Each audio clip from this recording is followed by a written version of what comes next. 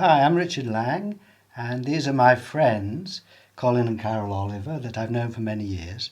And Colin first met Douglas in 1965. Hello. So, tell me about how you first came across seeing and how it's affected your lives. Okay, Richard. When I was about 15, Richard, I remember going on a trip to Cornwall and standing at Land's End on the headland and looking out to sea, beautiful seascape, and feeling very wrong and feeling kind of bottled up and squeezed in.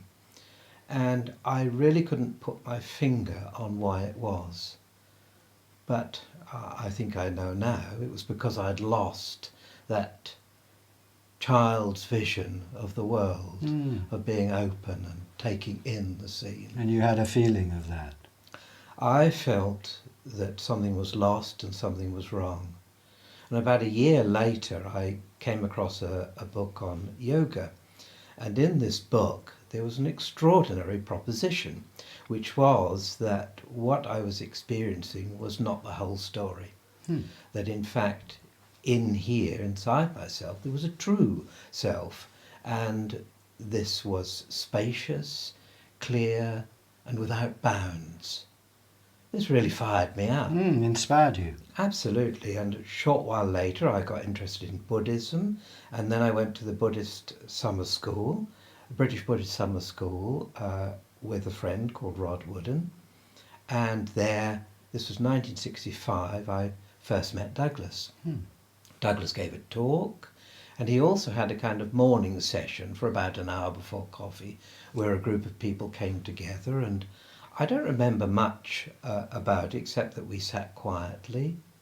And Douglas put out what I thought was an earnest plea for us to be honest about who we really are. This really registered, and a while later I wrote to him, and Douglas rather typically invited me to his home.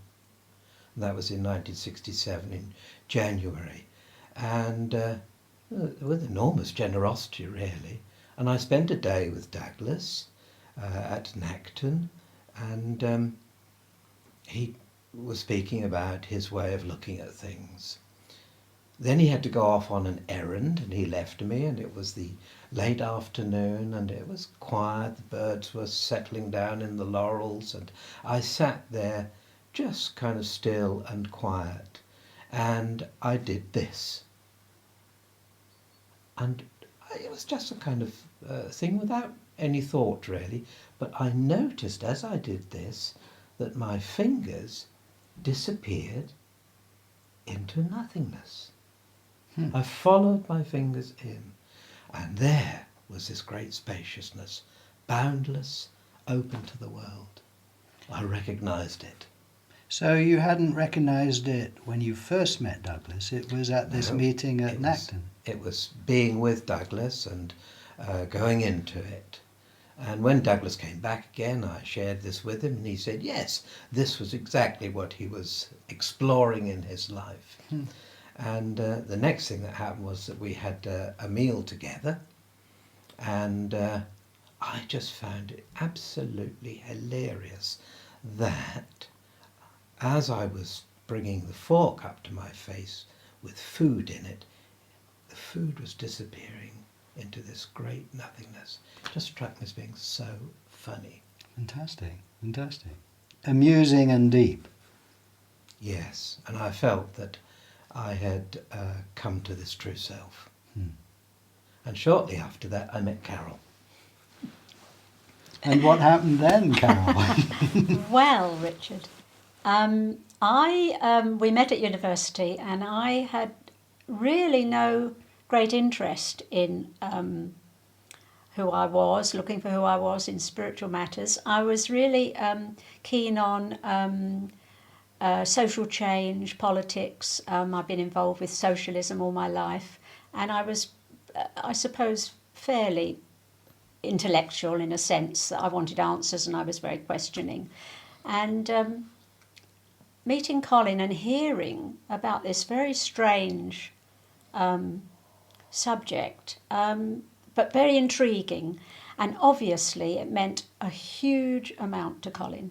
It meant such a great deal to him, meeting Douglas and taking the point. And It this intrigued you. absolutely intrigued me, and I wanted to share it. That was the main thing. I wanted to be with Colin, and I wanted to share this. I wanted to be on the same wavelength as him. And we talked and talked, and I think we even did some pointing, and I just couldn't get it. And I was just, all my, my brain, my intellect was saying, this can't be true. What on earth is he going on about? What's he going on about? I've got a head here. Yeah, I'm in it. I couldn't get it. And I think we talked one evening for several hours, way into the night. And I was becoming quite exhausted at this point. And I think about 2 or 4 in the morning, something clicked. And I said, oh, I see. But it can't be that simple. You looked in the mirror. You saw your face in the mirror. I did look in the mirror, yes. And that there was no face where and you were. And the eyes looking back at me. Yes, it was the void here. So a little bit scary, but I couldn't believe the simplicity of it. And then slept on it, as they say, went to bed. The next day, we were living near Greenwich in Blackheath, and next day I went on my own for a walk in Greenwich Park. And the whole world was transformed. I just could not believe it. I was just blown wide open. There was nothing here to get in the way of the scene, the flowers and the trees and the birds. It was extraordinary day. I think just given it's not something you can summon up, but it was really powerful. Kind of snuck up on you. It did.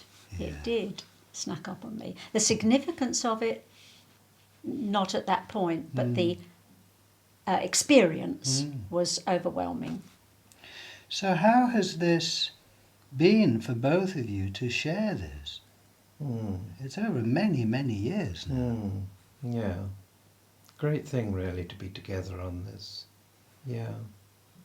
One of the things that I discovered fairly early on, Richard, was that with this openness here, things began to happen downstream, if you like, from this central clarity.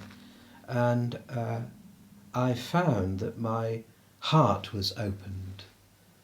And I think, we get a kind of a battering, don't we, in life. And the heart can shut down, it can toughen up and harden. And what I found was that by being open here, there was a kind of tenderness that occurred down in the heart.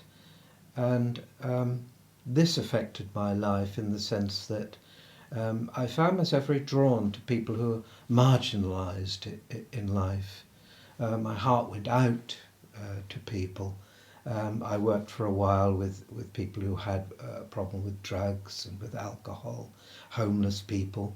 And in more recent times, I worked with young people with learning difficulties who also had challenging behaviour in a residential home. And how has seeing affected you in those contexts? Well, I think quite strongly, in the sense that meeting young people who had quite dark histories and who had many frustrations in life, there was often a lot of conflict in this residential home, difficulties, and I was drawn into those difficulties and found that in seeing terms I was knocked back to zero, which was exactly the right place to be. Not knowing what was going to happen next, coming up quite often with unexpected things, sometimes coming up with very little, a state of just being quiet, non-judgmental, being with them, sometimes being side by side with a lad that was having real problems with emotions and so on, and just sitting there quietly and coming out of the same space, and that had an effect. So It it was wasn't. a privilege, actually, Richard, Yeah. working in that way. So it wasn't a matter of actually talking about seeing with them. No. It was being it No. and being them. It was this double thing of having this kind of absolute clarity, being knocked back to being just zero, not having much of a clue really, and having the heart tender, the heart going out to them. And yeah, often it was less is more really, and not sharing it in the sense of talking about it, but just being it with them. And Carol has also, with her work, found seeing really very helpful. Yes, well, after the initial experience, which I knew to be true, absolutely without any question, true but strange, the experience over 44 years has deepened and deepened, and the significance of it. And it's become the underlying baseline of my life, of our lives, and something we can both share, both refer to, both relate to, measure things by. It's just the drone and that accompanies our life, sometimes in a very expansive way and sometimes in a very quiet way. But I also found it of huge practical help, Richard. Huge practical help. I trained in my later years to become a counsellor, a psychotherapist, and found that there was no more useful way I could be with people than to not be there and to just be wide open, be face to no face with them, to be open and see what happened. And that was the best way, not have an agenda. And as Colin said, things come up which are sometimes unusual, and it just felt authentic. It just felt the authentic way to be, and it leads me into just doing what needs to be done in situations. So again, you might not be mentioning it at all to these people, but that's where you're both coming from. Yes, occasionally I would possibly touch on it, but not directly. No. And this is not to say, Richard, that I should say that this makes one immune from the turbulent emotions of family life, of the worries of having children and grandchildren. One isn't immune. And of course, you empathise, you cry, you laugh, it's more, for me, a reference point. Yes, and a resource. And a resource, absolutely. Well, thank you very much for just sharing your experience about how practical it is in your lives. Really. Well, thank you, Richard. Thanks, Richard.